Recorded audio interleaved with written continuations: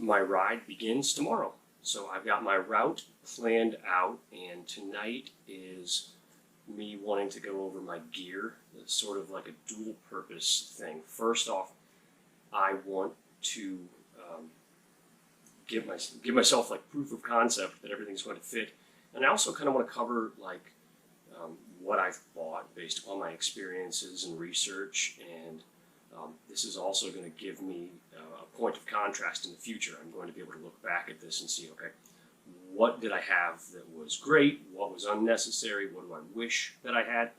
And it's going to also be a way to showcase to people who might be unfamiliar with bike packing or bike touring what I think is a good complement of gear to have.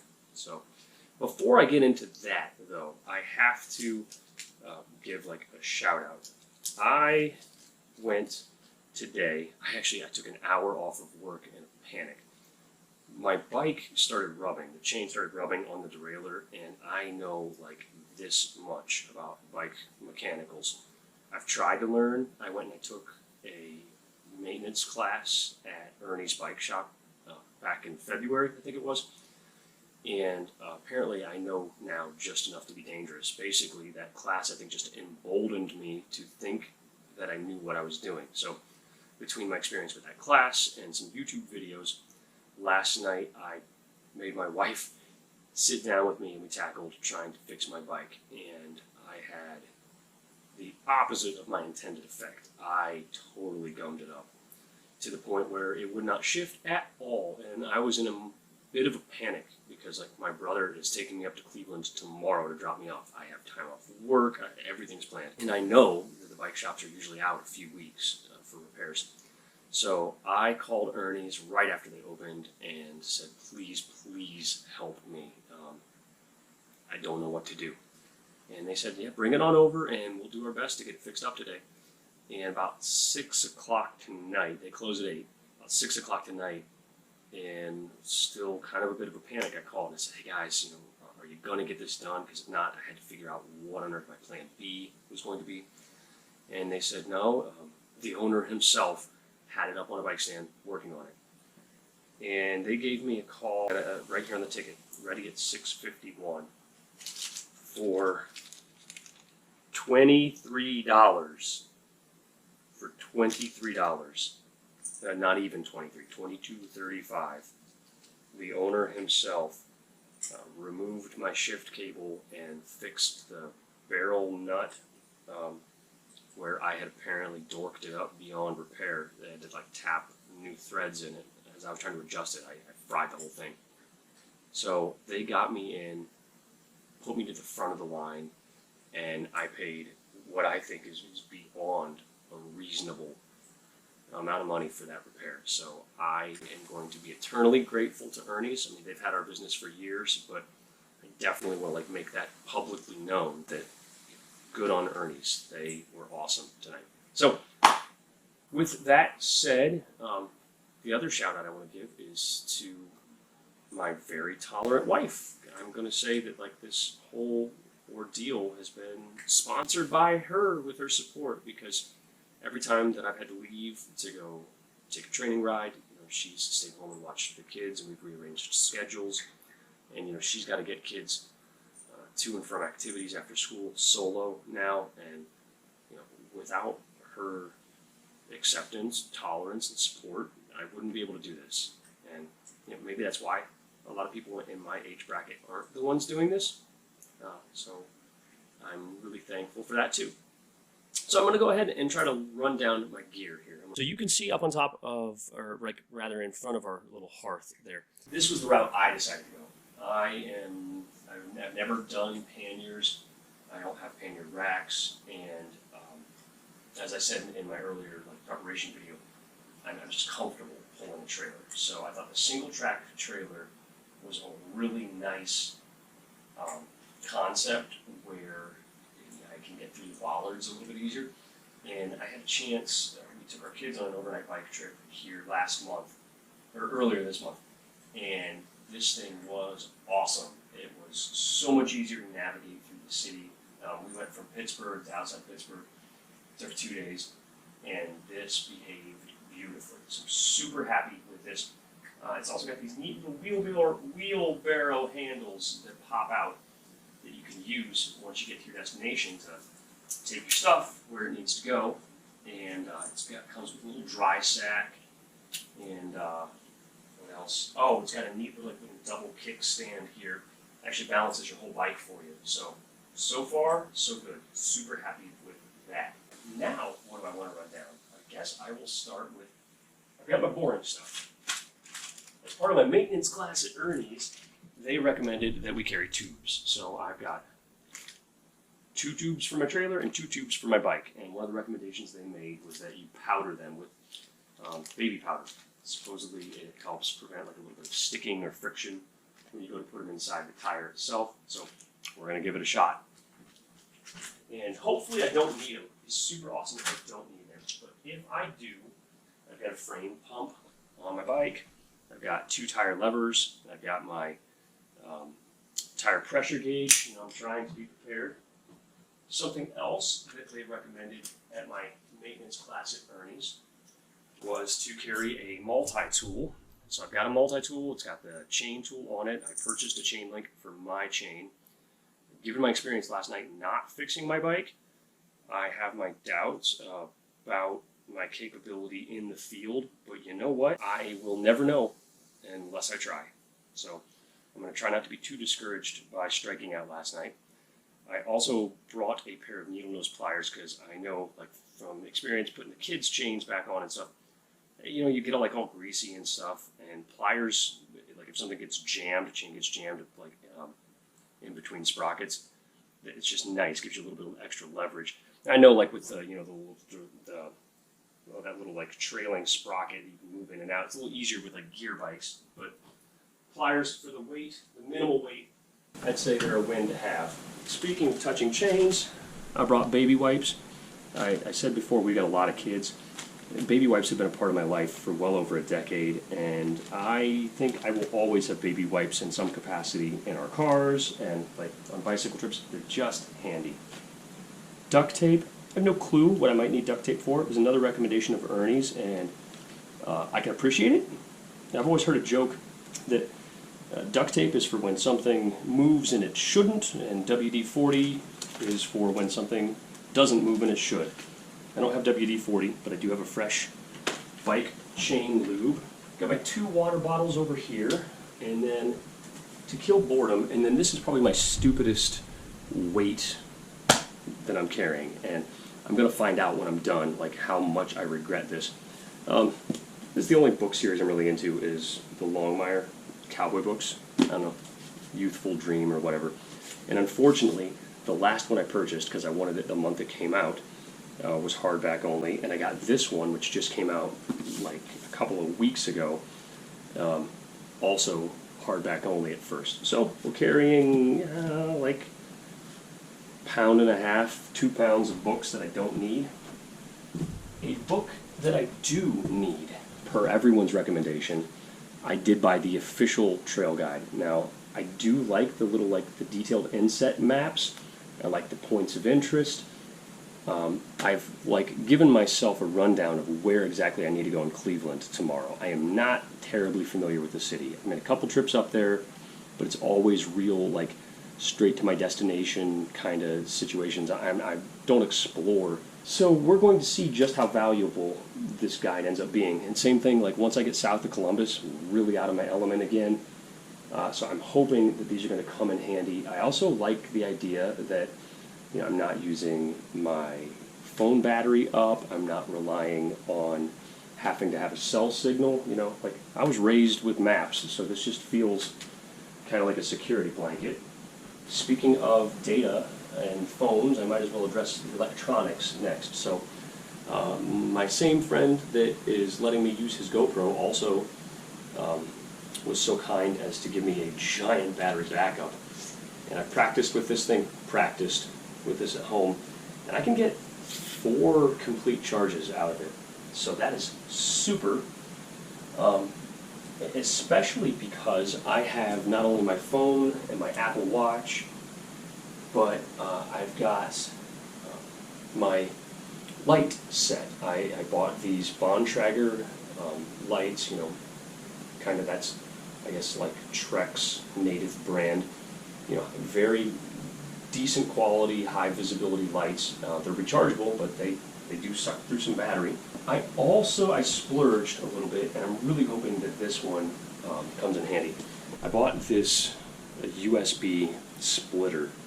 The rationale behind this was, if I wind up at like a coffee shop or a pavilion, I've got this thing, I can plug in here, plug into a 110 outlet, and all of a sudden I've got 4 high wattage ports that I can charge all my USB devices. So I can top off my phone, even top off the battery backup if I want, my rechargeable lights. I also sprung for the Anchor brand. There are cheaper ones out there, but I really wanted, like, this supposedly has like thermal overload and stuff. So I'm trying to not fry anything by cheaping out. My wife got these for camping this year, and they're actually kind of neat. They are little USB rechargeable, because like everything is now, camping lights. And they're supposed to last like 3 hours on a charge. So I figure I'm only camping 2 nights. This should be great for like reading. So I'm not even sure if I'm going to bother bringing my headlamp. I mean, it's got like a low brightness setting on it, like a red light. So I might, just to not be obnoxious. Speaking of camping, I've got this little guy here is cool. So this is something I've used for skiing for years, because it can cover your neck, mouth, and nose, or you can pull it down and just have it over your head and neck.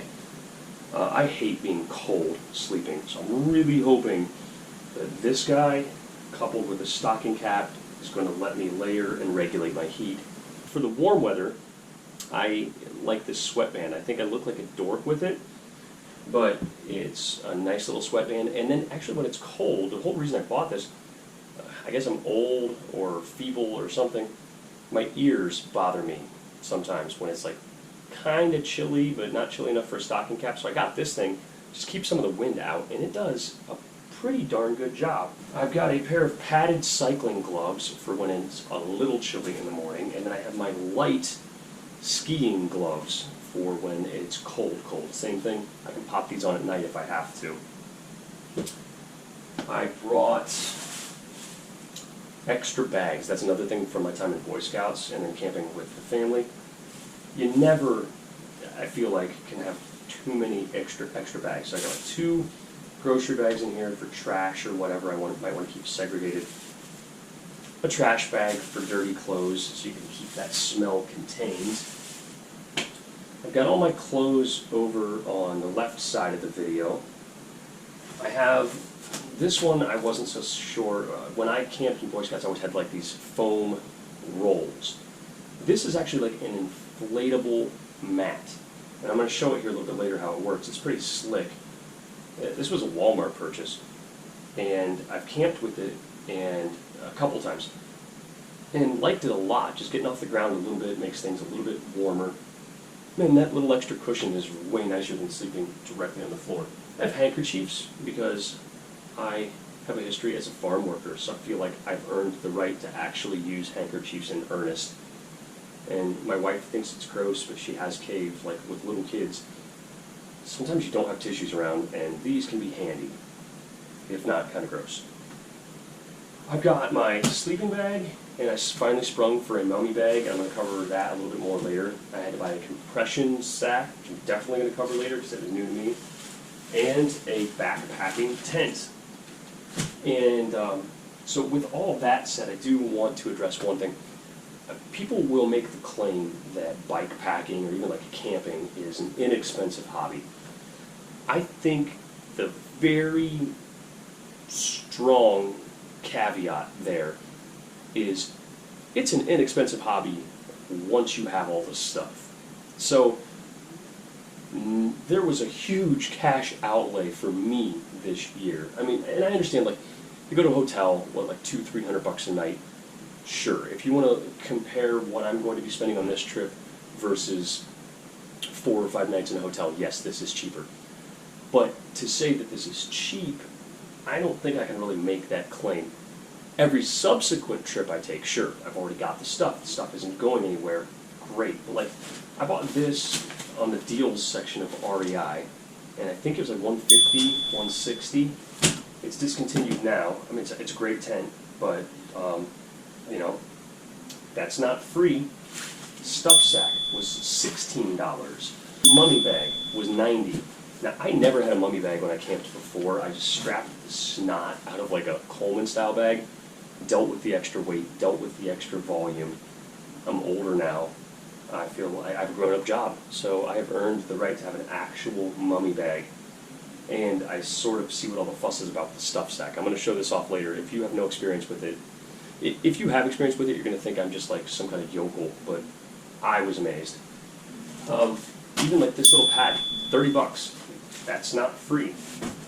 Oh, I forgot to include this.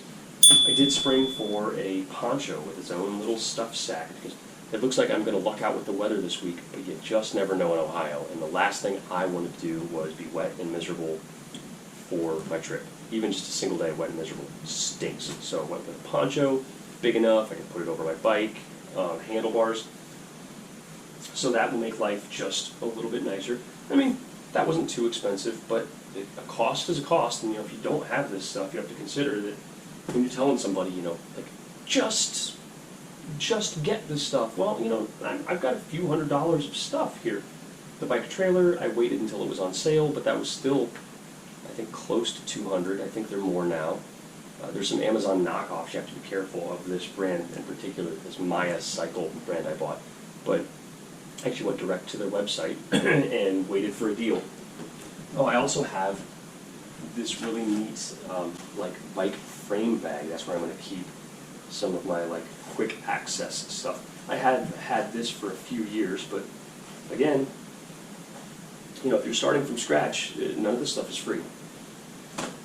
So, the first thing that I wanted to do, like I said earlier, this is kind of proof of concept for me. I want to shovel my stuff in here and see, does it all fit? Because if it doesn't, I've got some choices to make and some decisions to make here. So, kind of the way that I had done this on our family trip was I put the tools on the outside pocket because I figured that might be something I would want to access without having to dig. I think my trail maps are going to fit right here, and you know what? They will not. See, that's a good video to make, isn't it? I'm learning. My trail maps are going to go on the outside pocket of my trailer, so I'm going to have to actually stop if I want to reference the map, which is probably the safer decision to make anyway. Baby wipes will go on the outside. Those will be nice and accessible. And then I have to debate about what stuff I can bury. Because I also do have to consider that if we get water, I don't want to run the risk of my stuff getting all wet. So I'm going to go and throw my garbage bag in the bottom. Just give me a little bit extra protection here. And then my tent, that's simple enough. I'm not going to need it until I stop, so it needs buried.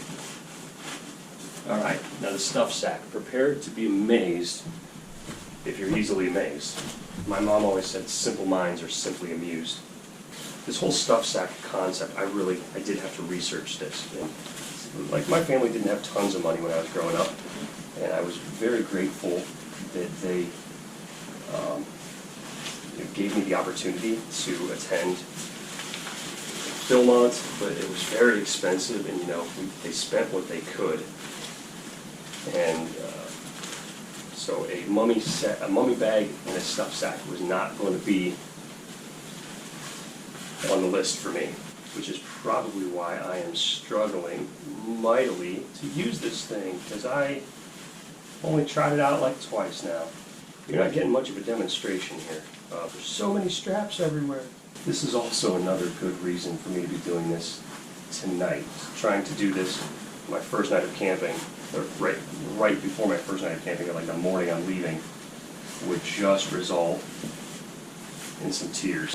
When I was reading about this, I debated, like, okay, how small of a stuff sack do I need?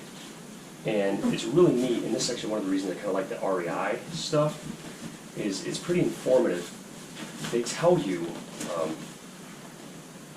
they give you information like about how tight this bag in particular will stuff down to. And what they said, and I had to read this and read this and read this because I didn't quite understand the concept at first. It said a stuff sack does not save space, it saves effort. And I didn't quite get what that meant, because I thought, okay, well, it is saving space though, because it's making it smaller. And really what they mean is there's sort of like a minimum size that you're going to stuff any bag down to, and that's just as small as it's going to get, the end. The stuff sack aids in how much effort it requires to get that bag shoved down to that size. So you can buy fancier, more technical bags that have space-age materials that let you get like an even smaller stuff on. But if you're buying this particular bag that I bought, it's only going to get so small, so don't bother trying to buy a smaller stuff sack. It's not going to fit. That's what they mean. So this whole concept was new to me. Yeah, I'm still learning. And another point of why I like making these videos is because I do feel like there's a lot of assumed knowledge in like the outdoor recreation community. Oh, that's probably not even fair. Like a lot of hobby communities, just it's easy to get into some kind of hobby and get the impression that everyone knows exactly what they're doing and they've always known what they're doing. And you feel dumb. So I'm going to show you just how dumb I am, because I don't know this stuff yet. So anyway, yeah, it made my sleeping bag real squat and tiny. So kind of cool, if not not necessarily the most seamless process.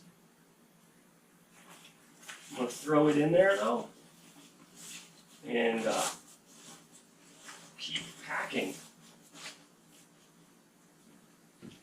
And now I've got my my bedroll,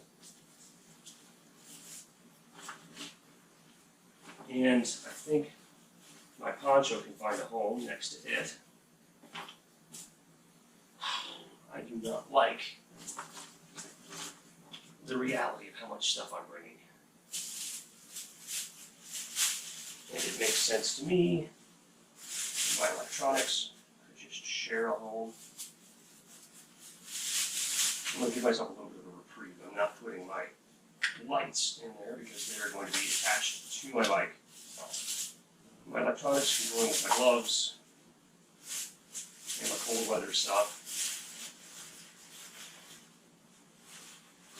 Okay, got them all in there. I still have to find a spot for my spare tires, or spare tubes, rather.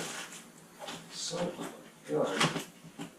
I'm carrying a lot of stuff. And this is another reason I wanted a trailer, by the way, because I have no idea how on earth people fit all this in panniers. Like, I know they make like special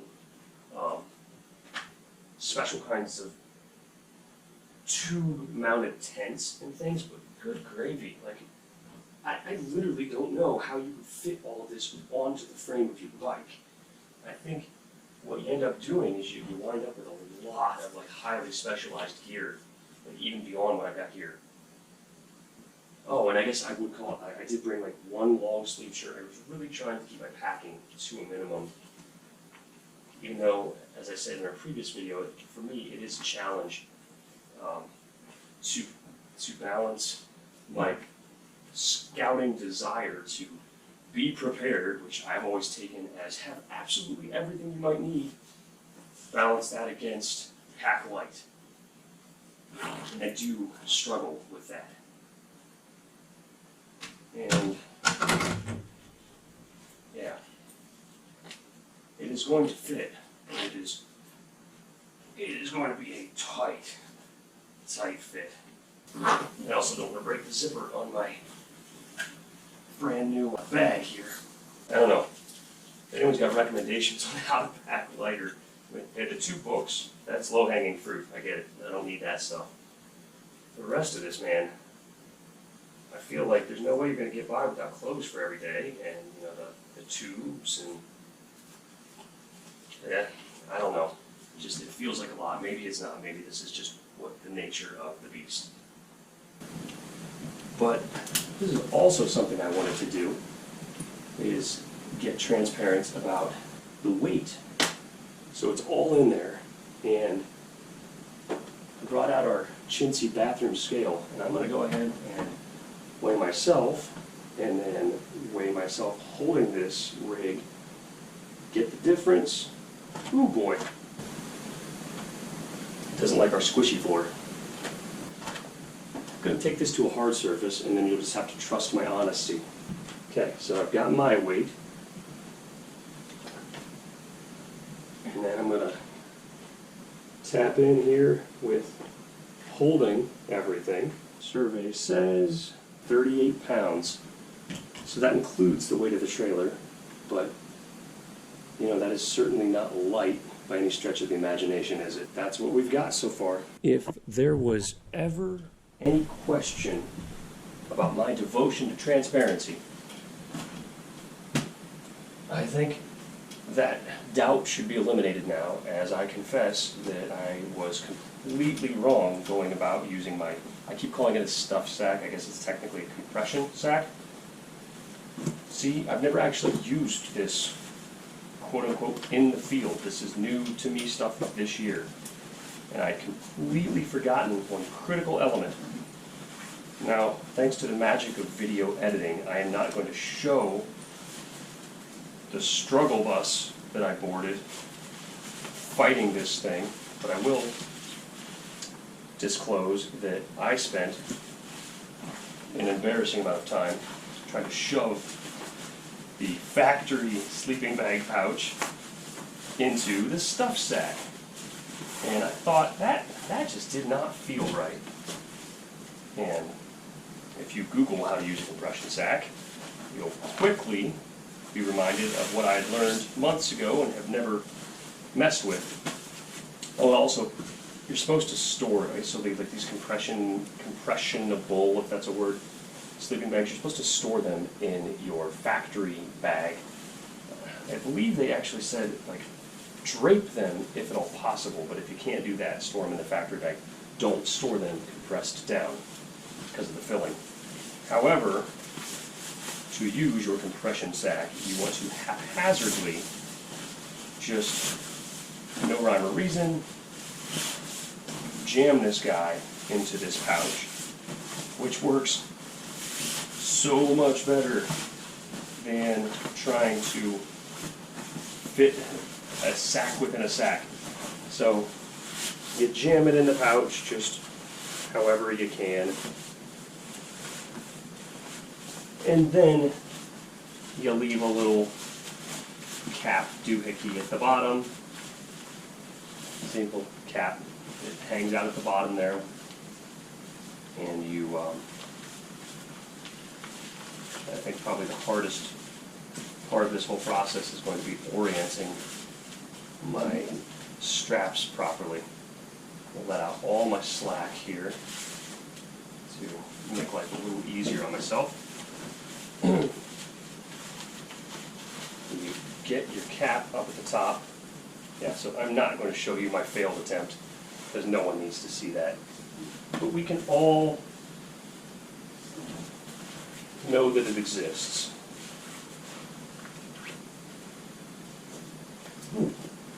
This right here, this is a testament to the dry run. This is telling me that yes, there is a real measurable value in putting a hand on your equipment before you actually use it. Actually, for a brief moment in my life, I owned a speedboat right out of high school because why? What else are you going to do? I mean, when is a better time to make those types of irresponsible choices? And if there was one constant that I found in owning a boat, it was that inevitably, every time you took that thing out, it needed something. And sort of the adage goes, you never ever try to take a boat out the first time that you get it out for the season. Something is going to go wrong. You don't know what, but something. You'll find it. I believe it's a similar concept here with this camping stuff, is gear that I've never used or have limited experience with. Probably a good idea to give it a test. So now, I still don't like that my straps aren't perfectly even, but my bag has compressed down in a much more controlled manner. I'm happier with this. I don't think the size is actually a whole lot different, but the process felt more seamless. In the spirit of showing off how all this gear works, I also want to show, now this thing, we have camped with this a couple of times. I've slept on it a few times, my wife has used it for scouts, and it's pretty straightforward, but hey, let's show it off in daylight. Well, not daylight, like in electric light. So like I said, this was a Walmart thing, and I understand, like, principally all the problems I should have with Walmart. So I'm not, like, spending all my money there. However, I'm going to give them their due. They have some pretty cool stuff at pretty decent prices. Same thing with Amazon, you know? Like, I'd like to say I'm going to not give Amazon my business, but sometimes they just get it. Basically, this thing, and I'm not going to go through the whole process here, but it's got like a little one-way valve in it. And you open this guy up, and you squeeze it, and it sucks air in. And you do this over and over and over, and when it's done sucking air in, you have a cushy little mat, and it's even got like a little built-in pillow that puffs up. So it's pretty darn cool. So there's not a whole lot to it. I'm not gonna, like I said, I'm not gonna go the whole way with it. I do want to practice setting this up again. Basically, I got this in the midst of cold weather, my REI backpacking tent. I set it up twice inside as practice. My wife used it for Girl Scouts. I have not actually used this thing outdoors, ever. So I've got my stake bag. Good to know I actually have that.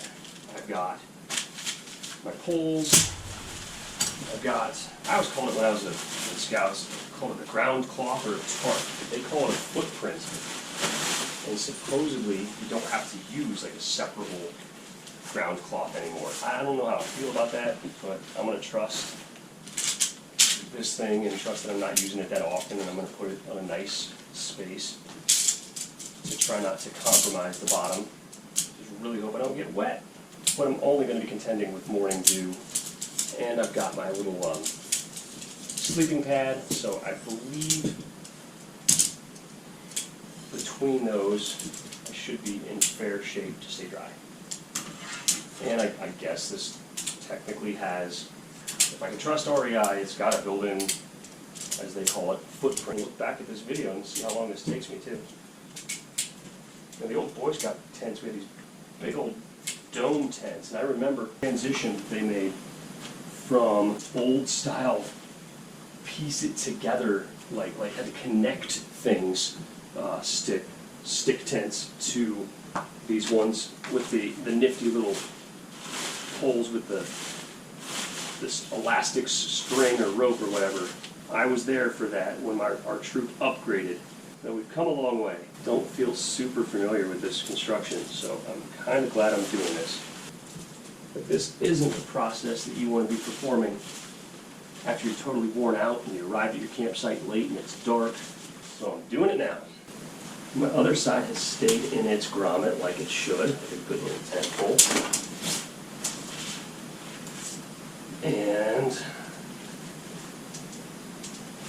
okay. Oh boy.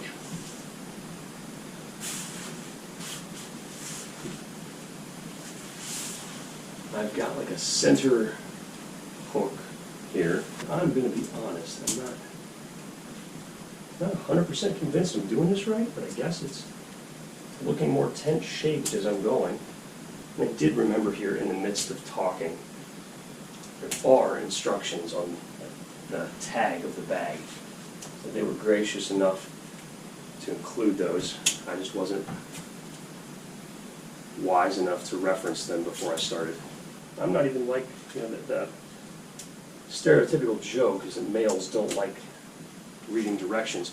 I love directions. I love instructions because I don't like feeling clueless. Okay, what does it tell me? Insert the forward long pole ends into the grommets at opposite corners. They should cross each other. Hook the little hook over the center. Yeah, I did that. Look at that, attached clips. I am killing it. Look at that. I think this is just pure instinct right here.